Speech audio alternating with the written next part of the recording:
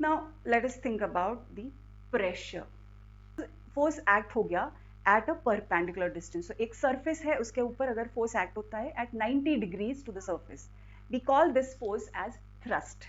Okay, and this force per unit area, तो कितने area पे फोर्स एक्ट कर रहा है वो हमें दे रहा है प्रेशर. तो physical quantity which is giving us force acting per unit area is termed as pressure.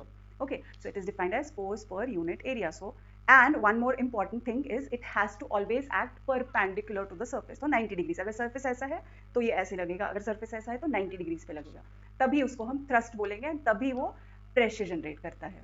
तो what are the factors? Suppose जैसे मैंने बोला कि pressure is equal to force upon area. Yes, suppose there are two factors in that formula. Like, formula hai force by area, force upon area. So definitely these are the two factors which are going to affect the pressure. जैसे area, अगर area reduce हो जाता है because it is in the denominator of the formula, if you reduce the area, the pressure will increase, isn't it?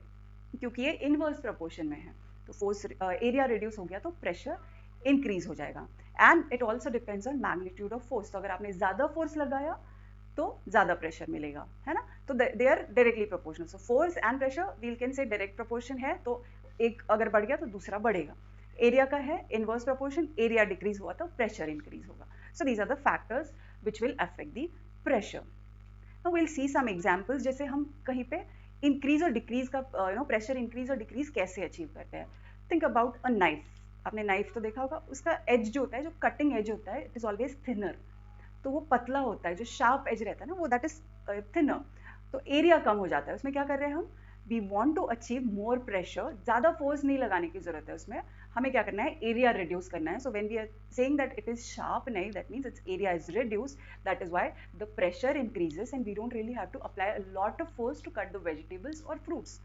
तो ये हो गया example दिया है, a lady is wearing high heels and comparison उसका किया है elephant के foot से. Now, elephant feet are actually putting less pressure on ground than a lady who's wearing high heels. Now, ऐसा क्यों होगा?